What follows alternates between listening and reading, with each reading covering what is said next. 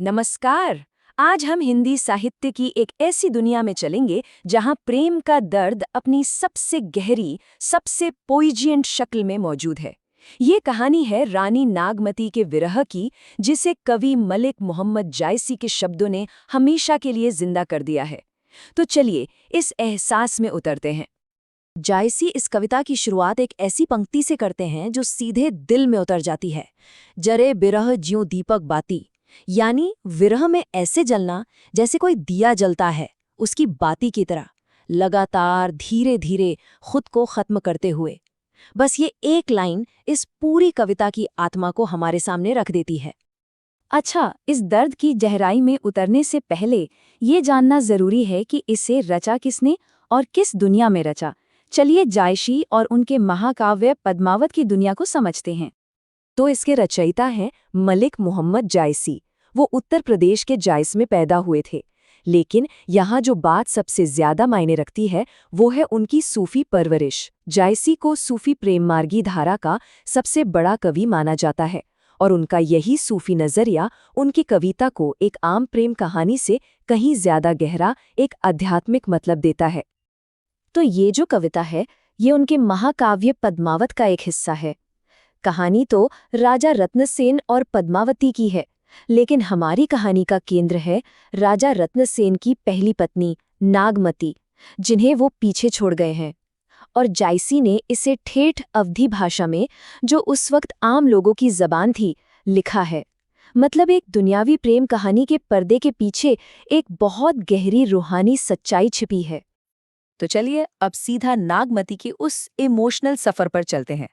जायसी ने कमाल ये किया है कि उन्होंने बदलते मौसम को नागमती के बढ़ते हुए दर्द का आईना बना दिया है, खास तौर पर सर्दी के इन 4 महीनों में। ये सफर शुरू होता है अगहन के महीने से। सर्दी बस दरवाजे पर दस्तक दे रही है। दिन छोटे होते जा रहे हैं, रातें लंबी, और ये अकेलापन नागमती के दर्द को और भी ज्यादा बढ़ा रहा है। अगहन में बाहर की ठंड से तो दिल कांप ही रहा है, लेकिन अंदर एक अजीब सी आग जल रही है। जायसी इसे कहते हैं सियरी अग्नि, यानी एक ठंडी आग। सोचिए, एक ऐसी आग जो जलाती भी है और जमाती भी है। ये आग धीरे धीरे उसकी जवानी को राख में बदल रही है। उसे लगता है कि उसका हुस्न भी उसके पति के साथ ही चला गया है। और जब इंसान बिल्कुल बेबस हो जाता है तो क्या करता है? वो प्रकृति से बात करने लगता है। नागमती की हालत भी कुछ ऐसी ही है। वो एक भौरे और एक कौवे को अपना संदेशवाहक बनाती है और कहती है, जाकर मेरे प्रिय से कहना कि तुम्हारी पत्नी विरह में जलकर मर गई और उसी के धुएं से हम काले पड़ गए हैं। क्या कमाल की अतिशयोक्ति है! दर्द को बयां करने का इससे पोइनिएंट तरीका और क्या हो सकता है। अगहन के बाद आता है पूस का महीना, और अब सर्दी मजाक नहीं रही, वो जानलेवा हो चुकी है। ये वो ठंड है जो अब नागमती के लिए शारीरिक और मानसिक दोनों तौर पर बर्दाश्त से बाहर है। पूस में हालत ये है कि शरीर बस थर-थर कांप रहा है, बिस्तर बर्फ की सिल्ली जैसा ठंडा लगता है, और अंदर तो विरह की आग ने सब कुछ जला दिया है। खून सूख गया है, मांस गल गया है, और हड्डियां शंख की तरह खोखली और सफेद पड़ गई हैं। मतलब जो दर्द अंदर है वो अब शरीर को ही खाए जा रहा है। और फिर जायसी एक ऐसी तस्वीर खींचते हैं जिसे भूलना मुश्किल है। वो कहते हैं कि ये जो विरह है ना, ये एक सचान है, एक शिकारी बाज जो नागमती के शरीर पर झपट्टा मार रहा है। वो उसे जिंदा नोच नोच कर खा रहा है और मरने के बाद भी उसका पीछा नहीं छोड़ेगा। ये एक ऐसा दर्द है जिससे कोई एस्केप नहीं है, कोई छुटकारा नहीं।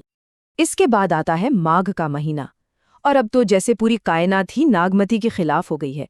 पाला, बारिश, तूफानी हवा सब मिलकर उसके दुख को कई गुना बढ़ा रहे हैं। अब ये विरह उसे मौत जैसा लग रहा है। माघ का पाला तो जैसे मौत का पैगाम लेकर आया है। उसके आंसू अब आंसू नहीं, माघ की बारिश के ओले बनकर बरस रहे हैं।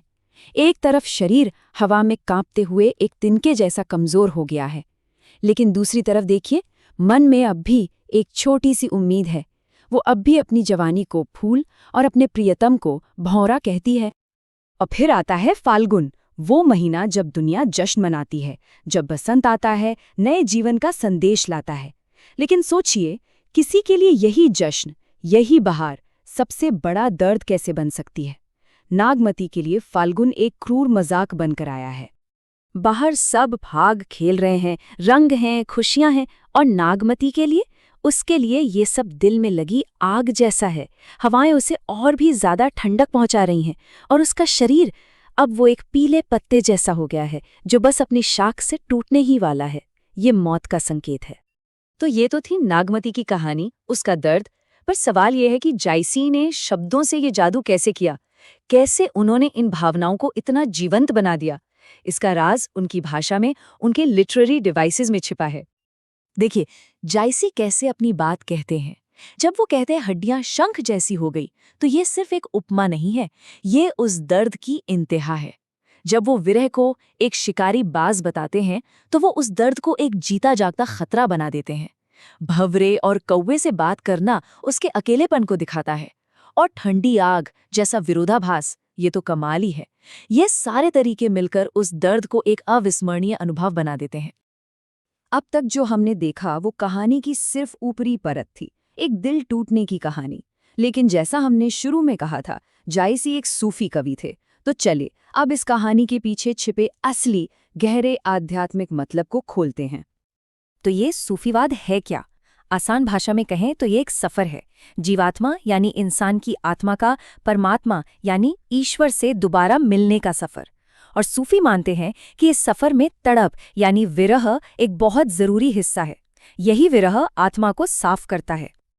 और यहीं पर पूरी कहानी का मतलब बदल जाता है। देखिए कैसे। जो नागमती हमें एक तड़पती हुई रानी लग रही थी, वो असल में जीवात्मा है, हम सबकी आत्मा।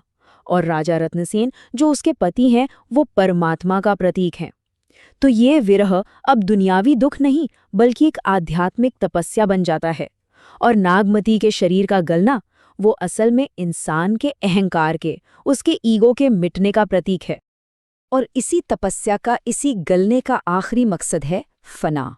फना यानी खुद को मिटा देना, अपना मैं खत्म कर देना, ताकि आत्मा पूरी तरह से परमात्मा में मिल सके। ये सूफी रास्ते का सबसे ऊंचा मुकाम है। तो अब हम समझ सकते हैं कि लगभग 500 साल पुरानी ये कविता आज भी हमारे दिलों को क्यों छू जाती है, क्यों ये आज भी इतनी ताकतवर महसूस होती है। जायसी की कला का कमाल यही है। उन्होंने लोक जीवन से आम लोगों की भाषा में एक कहानी उठाई, उसमें इंसानी दर्द को इतनी गहराई से भरा कि वो हर किसी को अपना लगे, और फिर उसी साधारण कहानी को रूहानियत की, आध्यात्मिकता की एक नई ऊंचाई दे दी। तो आखिर में बस एक सवाल बचता है, किसी से ऐसी मुकम्मल मोहब्बत करने का क्या मतलब हो सकता है कि इंसान अपनी राख तक को उसके कदमों में, उसके रास्ते पर बिछा देना चाहे? ये सवाल हमें प्रेम, समर्पण और भक्ति के सबसे गहरे पहलुओं पर सोचने के लिए छोड़ जाता है।